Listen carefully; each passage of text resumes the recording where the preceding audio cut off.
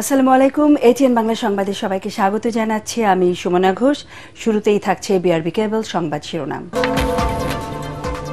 গুমের মামলায় গ্রেফতারি পরোয়ানা জারি হওয়া ২৫ সামরিক কর্মকর্তার মধ্যে ১৫ জন সেনা হেফাজতে, এখনও ওয়ারেন্টের কপি পায়নি সেনা সদর। কাকরাইলে জিএম কাদেরপন্থী জাতীয় পার্টির সমাবেশকে ঘিরে পুলিশের সাথে সংঘর্ষ, বেশ কয়েকজন আহত, টিয়ারশেল ও সাউন্ড গ্রেনেড নিক্ষেপ। পিআর ইস্যুতে গণভোটের দাবি অযৌক্তিক বলছে বিএনপি। জনমনে বিভ্রান্তি ও রাষ্ট্রীয় অস্থিতিশীলতা তৈরির আশঙ্কা, মানতে নারাজ জামায়াত। উপদেষ্টাদের নয়, জাতির সেফ এক্সিট প্রয়োজন মন্তব্য আইন উপদেষ্টার। অতীতে বিচারপতিরাও ফ্যাসিবাদের সাথে জড়িত ছিলেন, দাবি শিল্প উপদেষ্টার। আগামী নির্বাচনে সবচেয়ে বড় চ্যালেঞ্জ নিরাপত্তা, চট্টগ্রামে সিইসি। ভোটের সংবাদ সংগ্রহে নিয়ন্ত্রিত আচরণবিধি বাতিলের দাবি গণমাধ্যম কর্মীদের। এবং মানসিক ও শারীরিক নির্যাতন করেছে ইসরায়েলি বাহিনী। দেশে ফিরে আলোকচিত্রী শহীদুল আলম, বিশ্ববাসীকে ফিলিস্তিনিদের পাশে দাঁড়ানোর আহ্বান। শুনছিলেন বিআরবি কেবল সংবাদ শিরোনাম, এবারে বিস্তারিত সংবাদ। গুমের ঘটনায় মানবতা বিরোধী অপরাধের মামলায় গ্রেফতারি পরোয়ানা জারি হওয়া ২৫ সেনা কর্মকর্তাদের মধ্যে ১৫ জনকে সেনা হেফাজতে নেওয়া হয়েছে বলে জানিয়েছে সেনা সদর দপ্তর। বিকেলে ঢাকা সেনানিবাসে সংবাদ সম্মেলনে সেনাবাহিনীর adjutant general major Mohammad Hakimuzzaman জানান, হেফাজতে থাকা ১৪ জন বাহিনীতে কর্মরত এবং একজন এলপিআরে আছেন। ২২ অক্টোবরের মধ্যে আইনি ব্যাখ্যা পাওয়ার পর আদালতে হাজিরার বিষয়ে পরবর্তী ব্যবস্থা নেওয়া হবে বলেও জানান তিনি। তাদের গ্রেফতার কোনো ওয়ারেন্টের কপি সেনা সদর দপ্তরে এখনও আসেনি বলে জানান সেনাবাহিনীর এই শীর্ষ কর্মকর্তা।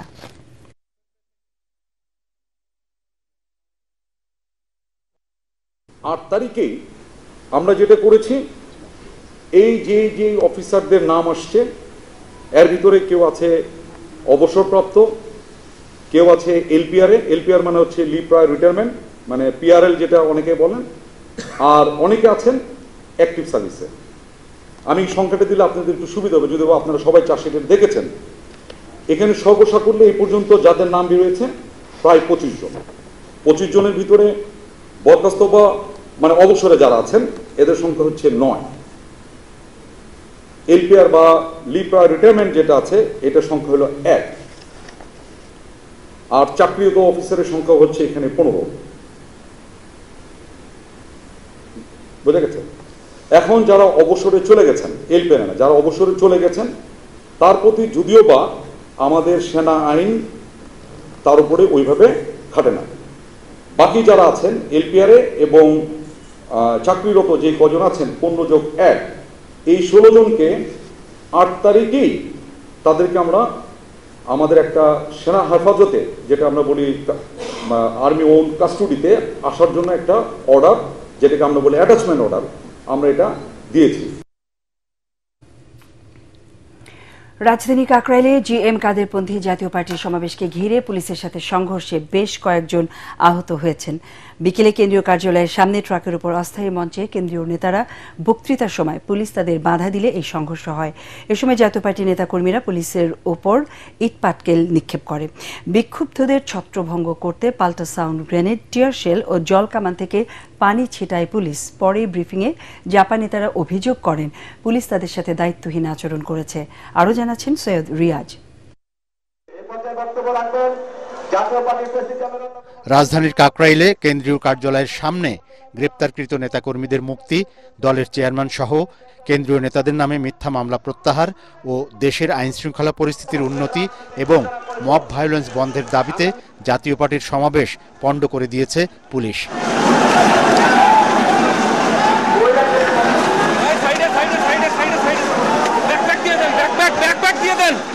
দুপুর ২টার পরে শুরু হওয়া এই সমাবেশ পুলিশ সংক্ষিপ্ত করার আহ্বান জানালে নেতাকর্মীরা তা প্রত্যাখ্যান করে। এ সময় তাদের ছত্রভঙ্গ করতে police ৬ round sound grenade, ২ round tear shell নিক্ষেপ করার পাশাপাশি জলকামান ব্যবহার করে। আমার ব্যাকপ্যাক অন সাউন্ড গ্রেনেড জল কামান নিক্ষেপ আমার ব্যাকপ্যাক। পুলিশ বলছে সমাবেশের পূর্বানুমতি ছিল না জাতীয় পার্টির। পাশাপাশি জনভোগান্তি সৃষ্টি করে তারা রাস্তায় সমাবেশ করছিল, যাতে এলাকায় বিশৃঙ্খলা সৃষ্টি হওয়ার আশঙ্কা তৈরি হয়।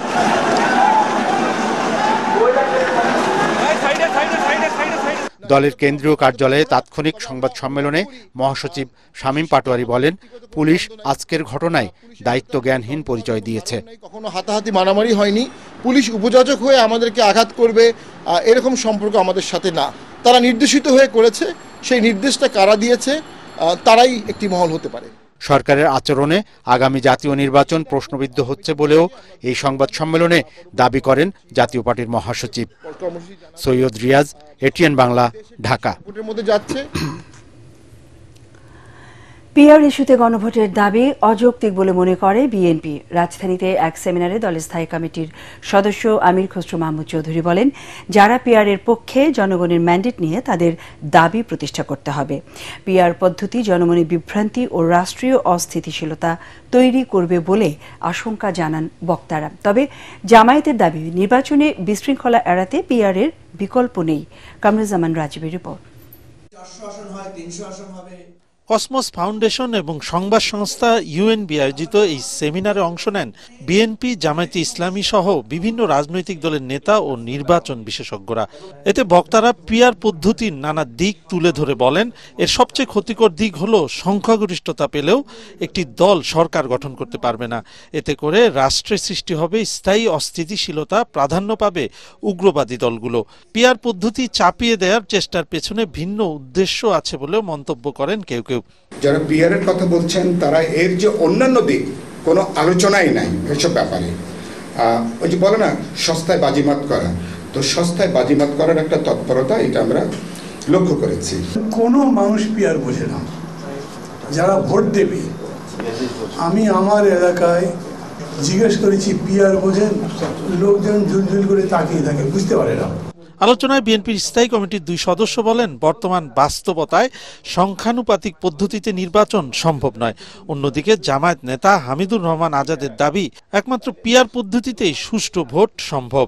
পিআর এর জন্য আমাকে গণভোটে যেতে হবে কেন? আমাদের তো প্রত্যেকটি দলের অনেকগুলো ইস্যু আছে যেগুলো ঐক্যমত হয় নাই। তাহলে ওই যদি গণভোটের প্রক্রিয়া আপনি যেতে চান, আগামী 2 বছর তো আপনাকে গণভোটই করতে হবে, পরিবর্তন করতে হয়। প্রথম দায়িত্ব হচ্ছে আমাদের বর্তমান সংবিধানের আওতায় নির্বাচন করে গণতান্ত্রিক অর্ডারে আমাকে আসতে হবে। আগে পিআর করতে গেলে তো মানুষ জানবে না যে তার প্রতিনিধি কাকে ভোট দিচ্ছে, কে এমপি হচ্ছে, কিছু বুঝতে পারবে না। এইসব বাংলাদেশের মানুষ এটা গ্রহণ করেনি, করবে না। পিআর হলে ফার্স্ট যেটা উপকার হবে, প্রত্যেকটি ভোটের একটা মূল্যায়ন হবে, সে বুঝতে পেরে তার একজন প্রতিনিধি পার্লামেন্টে আছে। রিপ্রেজেন্টেশনটা হলে পার্লামেন্টটা সমৃদ্ধ হবে, প্রতিনিধিত্বমূলক হবে, এরপরে পার্লামেন্টটা রিচ হবে, আইন প্রণয়নের জায়গাটা শক্তিশালী হবে। বক্তারা বলেন, ধারাবাহিকভাবে সুষ্ঠু নির্বাচন আয়োজন করতে পারলেই সব সমস্যার সমাধান হবে। কামরুজ্জামান রাজীব, এটিএন বাংলা, ঢাকা। উপদেষ্টাদের কারো কোনো সেফ এক্সিটের প্রয়োজন নেই, তবে অনিয়ম, দুর্নীতি ও মানবাধিকার লঙ্ঘন থেকে এই জাতির সেফ এক্সিট দরকার বলে মন্তব্য করেছেন আইন উপদেষ্টা ডক্টর আসিফ নজরুল। সকালে রাজধানীর একটি হোটেলে মানবাধিকার কমিশন অধ্যাদেশ নিয়ে জাতীয় পরামর্শ সভায় তিনি একথা বলেন। এ সময় উপদেষ্টা বলেন, অতীতে বিচারপতিরাও ফ্যাসিবাদ তৈরিতে কাজ করেছে। বিস্তারিত তরিক ইসলামের রিপোর্টে। জাতীয় মানবাধিকার কমিশন অধ্যাদেশ 2025 নিয়ে এই পরামর্শ সভার আয়োজন করে আইন মন্ত্রণালয়। অকার্যকর জাতীয় মানবাধিকার কমিশন গঠনে নতুন আইন করার উদ্যোগ নেয় সরকার। আমি এই কমিশনকে আরেকটু শক্তিশালী করার জন্য একটু ওয়েল থট দেওয়ার জন্য বলবো। সবাই উপদেষ্টারা অভিযোগ করেন, বিগত সময়ে খুদ মানবাধিকার কমিশনের মাধ্যমে মানুষের অধিকার লঙ্ঘন করা হয়েছে। জনসমর্থিত সরকারের সময় একটা জাতীয় মানবাধিকার কমিশন গঠিত হয় এবং মানুষের অধিকারকে অধিকারহীন করে দেওয়ার জন্যই তৎপরতা ছিল তাদের। This law will actually be complemented by the police commission, by the women commission if we manage to get one. এই সময় আইন উপদেষ্টা বলেন, বিগত 55 বছরের দুঃশাসন, গুম, বিচার বহির্ভূত হত্যাকাণ্ড দেখেছে দেশের জনগণ, যা থেকে এই জাতির উত্তরণের প্রয়োজন। এর একটা ভয়াবহ অসুস্থ আত্মধ্বংসী রাষ্ট্র কাঠামো থেকে আমাদের সেফ এক্সিট প্রয়োজন এই জাতির, এবং এটার জন্য আমাদেরকে কিছু কিছু প্রতিষ্ঠানকে অত্যন্ত শক্তিশালীভাবে গড়ে তুলতে হবে। অতীতের বিচারপতিদের নিয়োগ ও তাদের কর্মকাণ্ড নিয়েও প্রশ্ন তোলেন আসিফ নজরুল। রাষ্ট্রপতি কখনোই প্রধান বিচারপতিকে ইন্ডিপেন্ডেন্টলি নিয়োগ করেন নাই। প্রধানমন্ত্রী ইচ্ছা অনুযায়ী বাংলাদেশে সবসময় প্রধান বিচারপতি নিয়োগ পেয়েছে, এবং আমরা এই ক্ষেত্রে এমন প্রধান বিচারপতিও পেয়েছি যারা মানবাধিকার লঙ্ঘনের ক্ষেত্রে নেতৃত্ব দিয়েছেন। অন্তর্বর্তী সরকার কার্যকর মানবাধিকার কমিশন গঠন করতে চায় বলেও জানান উপদেষ্টারা। তরিক ইসলাম, এটিএন বাংলা, ঢাকা। উপদেষ্টা ও প্রশাসনের কেউ কেউ গোপনে একটি দলের সঙ্গে যোগসাজশ করে তাদের ক্ষমতায় আনতে কাজ করছেন, এমন অভিযোগ এনেছেন জামায়াতে ইসলামী সেক্রেটারি জেনারেল অধ্যাপক মিয়া গোলাম পারওয়ার। সকালে খুলনা জেলার পাইকগাছা সরকারি কলেজ মাঠে পাইকগাছা উপজেলার জামায়াতে ইসলামীর উদ্যোগে ঐতিহাসিক ছাত্র যুব সমাবেশে তিনি এসব কথা বলেন।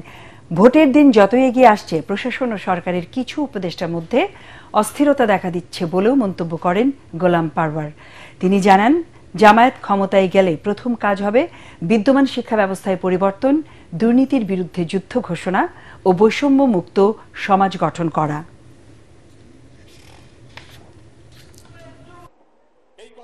এই সরকারকে সহযোগিতা করতে আমরা ওয়াদা করেছিলাম, কিন্তু আমরা মাঝে মাঝে দেখতে পাচ্ছি নির্বাচন যত আসন্ন হচ্ছে, প্রশাসন এবং সরকারের অভ্যন্তরে কিছু উপদেষ্টাদের মধ্যে কেন যেন একটু অস্থিরতা দেখা যাচ্ছে। আমরা রাষ্ট্রযন্ত্রের গুরুত্বপূর্ণ জায়গায় বসে আছেন, কখনো কখনো একটা বিশেষ দলের চাপে যেন তারা নথি স্বীকার করছেন। আসন্ন জাতীয় সংসদ নির্বাচনে প্রশাসনিক আইন ও প্রযুক্তিগত নানা হুমকি থাকলেও নিরাপত্তা ব্যবস্থাপনায় সবচেয়ে কঠিন চ্যালেঞ্জ বলে মনে করছেন প্রধান নির্বাচন কমিশনার AMM নাসির উদ্দিন। সকালে চট্টগ্রামের লোক প্রশাসন কেন্দ্রে নির্বাচন কর্মকর্তাদের দিনব্যাপী কর্মশালায় প্রধান অতিথির বক্তব্যে তিনি আরও বলেন, নির্বাচন সুষ্ঠু ও গ্রহণযোগ্য করতে মাঠ পর্যায়ের কর্মকর্তাদের সর্বোচ্চ ক্ষমতা দেওয়া হবে। চট্টগ্রাম থেকে আরও জানাচ্ছেন সৈয়দ তামিম মাহমুদ।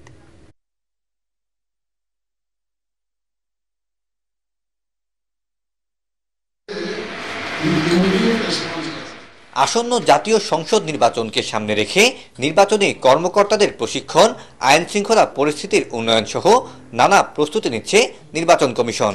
এরই ধারাবাহিকতায় শনিবার চট্টগ্রামের লোক প্রশাসন প্রশিক্ষণ কেন্দ্রে নির্বাচন কর্মকর্তাদের দিনব্যাপী কর্মশালার আয়োজন করা হয়।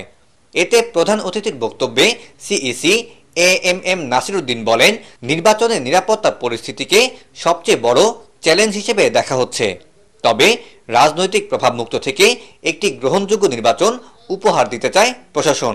আগামী সময়ে কোন দল ক্ষমতায় আসতে পারে সেই বিবেচনায় মাথায় রেখে যারা আমরা নির্বাচন প্রক্রিয়ার সাথে সম্পৃক্ত রয়েছি, তাদের কারো কাজের মধ্যে এরকম প্রবণতা দেখা যাচ্ছে, সুষ্ঠু নির্বাচনের জন্য অন্যতম বড় অন্তরায় হয়ে দাঁড়াবে। আপনাদের কাছ থেকে নিশ্চয়তা পেয়েছি, আমরা স্বচ্ছ নিরপেক্ষ নির্বাচনের জন্য আপনাদের শক্ত অনড় অবস্থান দেখেছি। আমরা প্রফেশনালিজমের সঙ্গে কাজ করব। সামাজিক যোগাযোগ মাধ্যমে ভুয়া তথ্য ও AI ভিত্তিক অপপ্রচার মোকাবেলায় সতর্ক নির্বাচন কমিশন।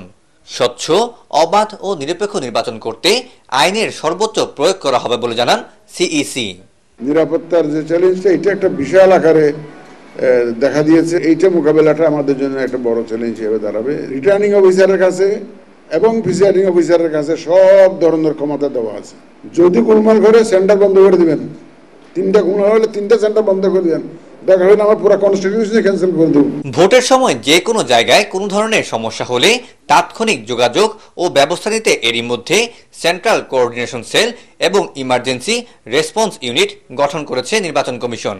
পাশাপাশি সামাজিক যোগাযোগ মাধ্যমে ভুয়া তথ্যের অপপ্রচার ঠেকাতে একটি বিশেষ সেল গঠন করা হয়েছে বলে জানিয়েছেন প্রধান নির্বাচন কমিশনার। সৈয়দ তামিম মাহমুদ, এটিএন বাংলা, চট্টগ্রাম। নির্বাচনী সংবাদ সংগ্রহের দায়িত্বপ্রাপ্ত সাংবাদিক বা গণমাধ্যম কর্মীদের নীতিমালা 2025 দ্রুত বাতিলের দাবি জানিয়েছেন সংবাদকর্মীরা। ফার্মগেটে ডেইলি স্টার ভবনে মতবিনিময় সভায় তারা বলেন, নির্বাচন কমিশন নীতিমালাটি বাতিল না করলে দুর্বার আন্দোলন গড়ে তোলা হবে। এ সময় গণমাধ্যম কর্মীদের সাথে আলোচনা করে বিদ্যমান নীতিমালাটি সংশোধনে ইসিকে পরামর্শ দেন উপদেষ্টা এম সাখাওয়াত হোসেন। ইমদাদুল্লাহ বাবুর রিপোর্ট। আসন্ন ত্রয়োদশ জাতীয় সংসদ নির্বাচনের সংবাদ সংগ্রহে সাংবাদিক এবং গণমাধ্যম কর্মীদের জন্য সম্প্রতি নতুন আচরণবিধি করেছে নির্বাচন কমিশন।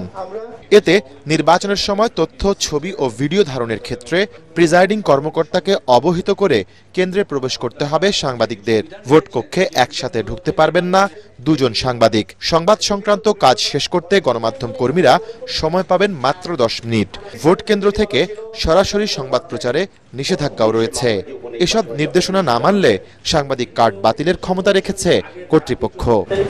নীতিমালাটি নিয়ে সাংবাদিকদের সাথে মতবিনিময় সভায় বক্তারা বলেন, নির্বাচনী নীতিমালায় ফ্যাসিবাদী সরকারের পথ অনুসরণ করেছে নির্বাচন কমিশন। গত 3 নির্বাচনে যে নীতিমালা ছিল এবারে অনেকটা হুবহুই সেটি জারি করা হয়েছে, শুধুমাত্র মোটরসাইকেলকে অনুমোদন দেওয়া হয়েছে। নারী সাংবাদিকদের নিরাপত্তার ক্ষেত্রে বা কোনো অকারেন্স ঘটে গেলে আসলে সেই নীতিমালার মধ্যে থাকা উচিত, সেটা কিন্তু নয়। আমাদের বিষয়ে নীতিমালা হচ্ছে, আমাদের সঙ্গে কোনো আলোচনা করা হচ্ছে না, আমাদের কোনো মতামত নেওয়া হচ্ছে না, এটা তো অ্যাবসার্ড। নির্বাচন কমিশন উপর জনগণের আস্থায় তৈরির জন্য তো গণমাধ্যমকে তার সঠিকভাবে কাজ করার সুযোগ করে দেওয়া উচিত। অনুষ্ঠানে উপদেষ্টা এম সাখাওয়াত হোসেন বলেন, এই সরকার অবাধ এবং সুষ্ঠু নির্বাচন করতে বদ্ধপরিকর। কেন্দ্রে যেতে প্রিজাইডিং অফিসারের পারমিশন লাগবে, এটা সঠিক হলো না। কোনো সময় আছে, আপনারা বসবেন, এবং আমার রিকোয়েস্ট হচ্ছে make it as transparent as possible. গণমাধ্যমকে স্বাধীনভাবে কাজ করতে না দিলে অবাধ এবং সুষ্ঠু নির্বাচনের আকাঙ্ক্ষা বাস্তব হবে না বলেও মত সাবেক এই নির্বাচন কমিশনারের। ইমদাদুল্লাহ বাবু, ATN বাংলা, ঢাকা। জুলাই সনদ বাস্তবায়ন না করলে আগামীতে নতুন সরকারকেও শেখ হাসিনার মতো পরিণতি বরণ করতে হবে বলে হুঁশিয়ারি দিয়েছেন জাতীয় ঐক্যমত্য কমিশনের সদস্য ডক্টর বদিউল আলম মজুমদার। রাজধানীতে ডিবেট ফর ডেমোক্রেসির বিতর্ক অনুষ্ঠানে এসব কথা বলেন তিনি। তবে রাজনৈতিক দলগুলোর রেষারেষিতে জুলাই সনদ স্বাক্ষরে বাধা এলে গণতান্ত্রিক প্রক্রিয়া ব্যাহত হওয়ার আশঙ্কা করছেন আয়োজক প্রতিষ্ঠানটির চেয়ারম্যান হাসান আহমেদ চৌধুরী কিরণ। বিস্তারিত মিজান শাহজাহানের রিপোর্টে। আগামী নির্বাচন সুষ্ঠু ও গ্রহণযোগ্য হলেই গণতন্ত্র সুরক্ষিত হবে। এ নিয়ে ডিবেট ফর ডেমোক্রেসির ছায়া সংসদ বিতর্কে অংশ নেয় তেজগাঁও কলেজ ও প্রাইম এশিয়া ইউনিভার্সিটি। কাঠামো দেওয়ার দায়িত্ব আজকে আমাদের ছিল না, তাও আমরা দায়িত্বের বাইরে গিয়ে আপনাদের কাঠামো দিয়েছি, কারণ আপনাদের তো মাননীয় স্পিকার কোনো রকম ধারণাই নাই কাঠামো কিরকম হইতে পারে। বিতর্কের মূল্যায়ন পর্বে জাতীয় ঐক্যমত্য কমিশনের সদস্য ও সুজন সম্পাদক ডক্টর বদিউল আলম মজুমদার বলেন, স্বৈরাচারী কাঠামোর সংস্কার না হলে রাজনৈতিক দুর্বৃত্তায়ন ঠেকানো যাবে না। নির্বাচনী অঙ্গন থেকে দুর্বৃত্তায়ন দূর করতে হবে, রাজনৈতিক অঙ্গন থেকে দুর্বৃত্তায়ন দূর করতে হবে। রাজনৈতিক দলের ছত্রছায়ায় কিন্তু অধিকাংশ দুর্বৃত্তায়ন, অধিকাংশ অপকর্ম ঘটে। রাজনৈতিক দলের কে পরিচ্ছন্ন করতে হবে। এ সময় ছায়া সংসদের স্পিকার ও ডিবেট ফর ডেমোক্রেসির চেয়ারম্যান হাসান আহমেদ চৌধুরী কিরণ বলেন, বিএনপি, জামাত, এনসিপি সহ গণতান্ত্রিক দলগুলোর ঐক্য না হলে ফ্যাসিবাদী শক্তি ফিরে আসতে পারে। প্রাইভেট লিমিটেড কোম্পানি যে প্রতিষ্ঠানটি করেছিল, যে আওয়ামী লীগ করেছিল, তার পরিবারের প্রত্যেকটি সদস্য কোনো না কোনোভাবে দেশ ত্যাগ করতে পারেছে, কিন্তু যারা অত্যন্ত দুর্বল আওয়ামী লীগের সমর্থক তারা কিন্তু এই দেশে বসেই এখন মামলার শিকার হচ্ছে, জেলখানা যাচ্ছে বা পালিয়ে থাকছে। সুতরাং দেশকে প্রাইভেট লিমিটেড কোম্পানি করে বাপের তালুকে যারা এই দেশটাকে পরিণত করেছে তাদের কিন্তু বাংলাদেশে বিচার হবার অনিবার্য। বিরোধী দল দমনে রাষ্ট্রীয় বাহিনীকে ব্যবহার না করতে পরবর্তী নির্বাচিত সরকারের কাছে দাবি জানান তিনি।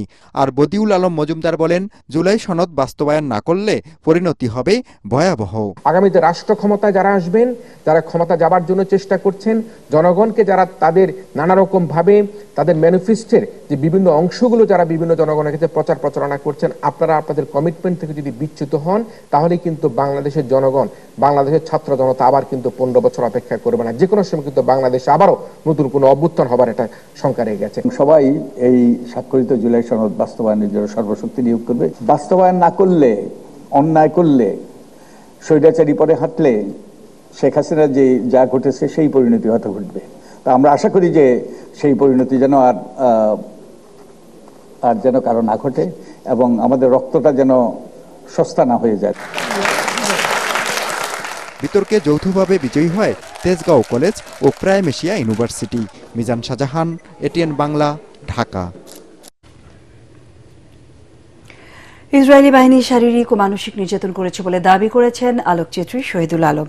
ইসরায়েলি কারাগার থেকে মুক্ত হয়ে তুরস্ক থেকে দেশে ফিরে বিকেলে সংবাদ সম্মেলনে তিনি এই কথা বলেন। এ সময় আন্তর্জাতিক গণমাধ্যমের প্রতি ঘৃণা জানিয়ে ফিলিস্তিনের নিপীড়িত মানুষের দুরবস্থার সংবাদ প্রচারের আহ্বান জানান শহীদুল আলম। আরও জানাচ্ছেন মুশফিকুর রহমান। এই উচ্ছ্বাস জাগরণের, স্বদেশ প্রত্যাবর্তনের, নির্যাতিত ফিলিস্তিনিদের অধিকার নিশ্চিতে মুক্তির স্লোগান।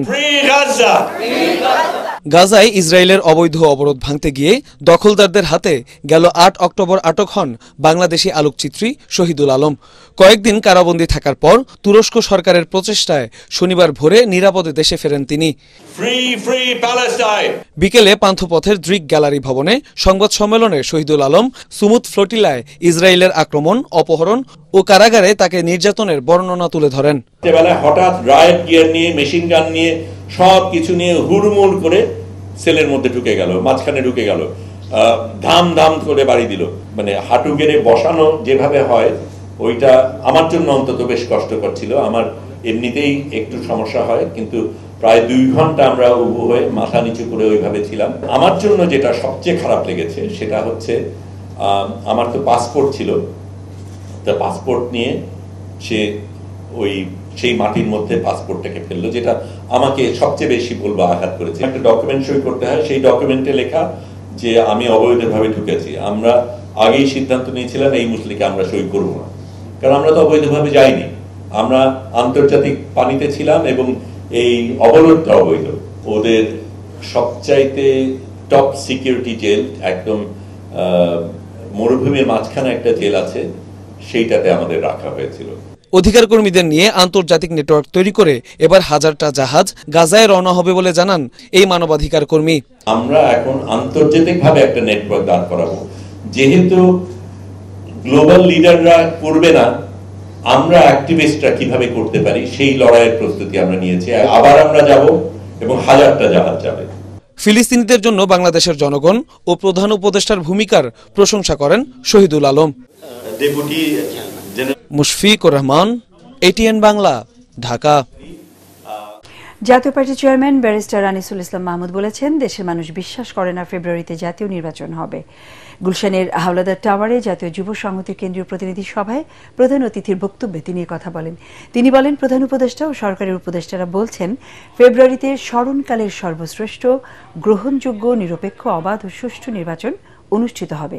কিন্তু সরকারের তথ্য উপদেষ্টা নিজেই বলেছেন প্রশাসনের সব পদ বিএনপি জামায়াত ভাগাভাগি করে নিয়েছে, তাই এমন প্রশাসন দিয়ে অবাধ ও নিরপেক্ষ নির্বাচন সম্ভব নয় বলে মন্তব্য করেন আনিসুল ইসলাম মাহমুদ। সভায় সভাপতিত্ব করেন জাতীয় যুব সংহতির আহ্বায়ক ফখরুল আহসান শাহজাদা। প্রধান আলোচক হিসেবে বক্তব্য রাখেন জাতীয় পার্টির মহাসচিব ABM রুহুল আমিন হাওলাদার। নির্বাচন আমি দিয়ে দেব পৃথিবীর, আবার বাংলাদেশের সর্বোৎকৃষ্ট নির্বাচন দেব, এর চেয়ে ভালো নির্বাচন হতে পারবে না মুখে বলা। আমি আগেও বলেছি প্রধান উপদেষ্টা তিনি মানুষকে স্বপ্ন দেখাতে পারেন, কিন্তু স্বপ্নই থেকে যাবে। এটাই আজকে সারা বাংলাদেশে নির্বাচন হবে হবে হবে বলছেন, কিন্তু বাংলাদেশের মানুষ কেউ বিশ্বাস করছে না যে ফেব্রুয়ারিতে নির্বাচন। এনসিপি ক্ষমতায় গেলে অন্য কোনো রাজনৈতিক দলের নিরাপরাধ নেতাকর্মীদের হয়রানি করা হবে না বলে জানিয়েছেন জাতীয় নাগরিক পার্টি এনসিপির উত্তরাঞ্চলের মুখ্য সংগঠক সার্জিস আলম। বিকেলে নিজ জেলা পঞ্চগড়ে চাঁদাবাজি, দখলদারিত্ব, সিন্ডিকেট ও দুর্নীতির বিরুদ্ধে এনসিপির লং মার্চ চলাকালে তেঁতুলিয়ার তেঁতুলতলায় আয়োজিত পথসভায় তিনি একথা বলেন। এ সময় তিনি আরও বলেন, জুলাই অভ্যুত্থানে জীবন দিয়েছে সাধারণ জনগণ, আর ফায়দা লুটছে তথাকথিত কিছু রাজনীতিবিদ। আমরা যদি কোনদিন দায়িত্বে আসি, অন্য কোন রাজনৈতিক দলের কাউকে সে যদি নিরপরাধ হয়, আমরা কোনদিন তাকে হয়রানি করব না। আর কেউ যদি অপরাধী হয়, সে যদি আমার দলেরও হয়, আমরা তাকে শাস্তির আওতায় আনার ব্যবস্থা করব। আমরা এই তেতুলিয়া পঞ্চগড়ে কোন চাঁদাবাজ যারা চুরি করে বড় গলায় কথা বলে তাদেরকে আর বড় গলায় কথা বলতে দিব না। এবারে আল আরাফা ইসলামী ব্যাংক অর্থ সংবাদ।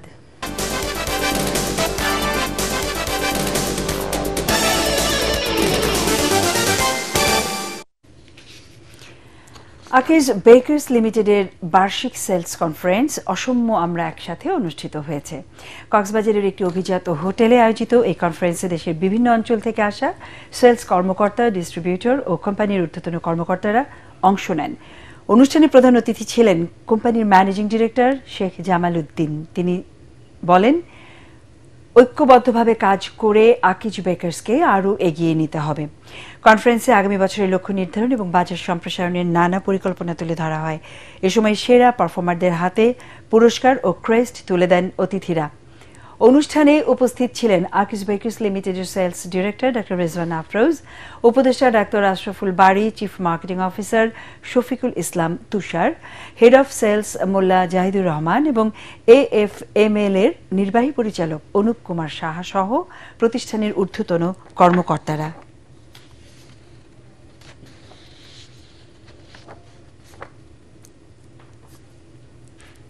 সন্ধানী লাইফ ইন্স্যুরেন্স আন্তর্জাতিক সংবাদ।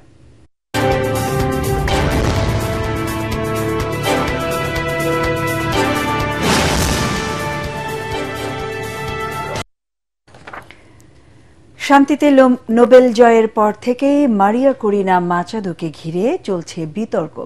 যে নেতা দেশের জনগণের স্বাধীনতা খোঁজেন, মার্কিন সেনা অভিযান আর তা সত্ত্বে গাজায় নির্বিচারে গণহত্যাকে দেখেন আত্মরক্ষা হিসেবে, তিনি কিভাবে শান্তির প্রতীক হতে পারেন, এমন প্রশ্নই আসছে ঘুরে ফিরে। আর তাই প্রেসিডেন্ট ট্রাম্পকে পেছনে ফেলে পুরস্কার জিতলেও প্রশ্ন উঠেছে, এটি কি তার নৈতিক লড়াইয়ের স্বীকৃতি নাকি যুক্তরাষ্ট্র ইসরায়েলের আধিপত্যবাদী নীতির প্রতি আনুগত্যের পুরস্কার? জাহিদুল আলমের রিপোর্টে বিস্তারিত। প্রেসিডেন্ট ট্রাম্পকে পেছনে ফেলে মারিয়া করিনা মাচাদোর শান্তিতে নোবেল জয় আলোচনার চেয়ে বেশি জন্ম দিয়েছে বিতর্ক।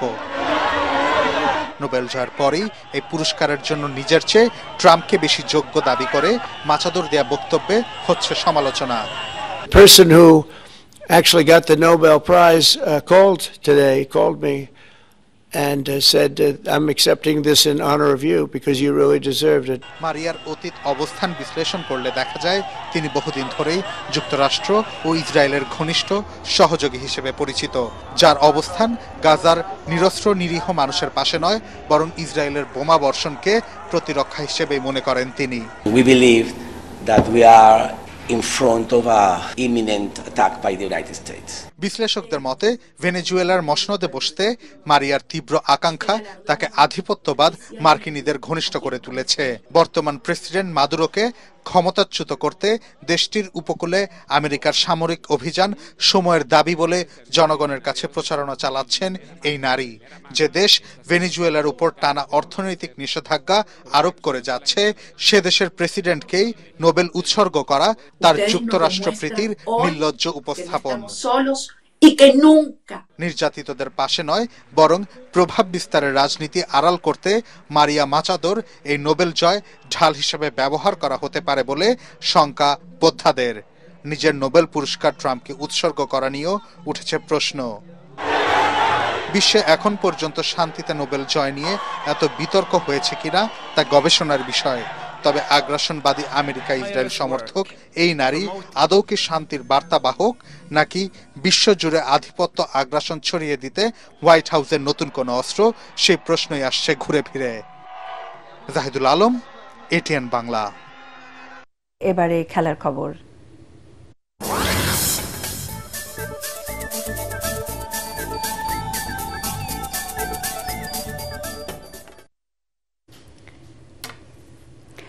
ওয়ানডে সিরিজ জয়ের লক্ষ্যে বাংলাদেশের বিপক্ষে ব্যাট করছে টস জয়ী আফগানিস্তান। T20 সিরিজে হোয়াইট ওয়াশ হলেও 3 ম্যাচে প্রথম ওয়ানডে জিতে ইতিমধ্যেই সিরিজে এগিয়ে আছে হাশমতুল্লাহ শহীদিরা।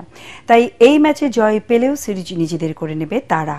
এদিকে বাংলাদেশের জন্য ম্যাচটি সিরিজ রক্ষার, সেজন্য জয়টা মেহেদী হাসান, মিরাজদের জন্য বেশি প্রয়োজন। আবুধাবিতে টস জিতে ব্যাটিংয়ে নেমে দলের 18 রানে প্রথম উইকেট হারায় আফগানিস্তান। রহমানুল্লাহ গুরবাজের উইকেট তুলে নেন তানজিম হাসান সাকিব।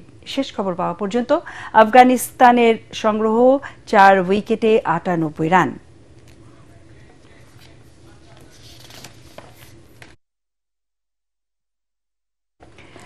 সংবাদ শেষ করব তার আগে বিআরবি কেবল সংবাদ শিরোনাম আরো একবার। গুমের মামলায় গ্রেফতারি পরোয়ানা জারি হওয়া 25 সামরিক কর্মকর্তার মধ্যে 15 জন সেনা হেফাজতে, এখনো ওয়ারেন্টের কপি পায়নি সেনা সদর। কাকরাইলে জিএম কাদেরপন্থী জাতীয় পার্টির সমাবেশকে ঘিরে পুলিশের সাথে সংঘর্ষ, বেশ কয়েকজন আহত, টিয়ারশেল ও সাউন্ড গ্রেনেড নিক্ষেপ। পিআর ইস্যুতে গণভোটের দাবি অযৌক্তিক বলছে বিএনপি। জনমনে বিভ্রান্তি ও রাষ্ট্রীয় অস্থিতিশীলতা তৈরির আশঙ্কা, মানতে নারাজ জামায়াত। উপদেষ্টাদের নয়, জাতির সেফ এক্সিট প্রয়োজন, মন্তব্য আইন উপদেষ্টার। অতীতে বিচারপতিরাও ফ্যাসিবাদের সাথে জড়িত ছিলেন, দাবি শিল্প উপদেষ্টার।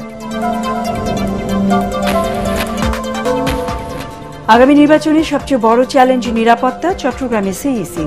ভোটের সংবাদ সংগ্রহে নিয়ন্ত্রিত আচরণবিধি বাতিলের দাবি গণমাধ্যম কর্মীদের। এবং মানসিক ও শারীরিক নির্যাতন করেছে ইসরায়েলি বাহিনী। দেশে ফিরে আলোকচিত্রী শহীদুল আলম, বিশ্ববাসীকে ফিলিস্তিনিদের পাশে দাঁড়ানোর আহ্বান। আমাদের পরের সংবাদ দেখার আমন্ত্রণ জানিয়ে এখনকার মতো শেষ করছি। এটিএন বাংলা সংবাদ ইউটিউবে দেখতে ব্রাউজ করুন, youtube/ATN Bangla News। ধন্যবাদ।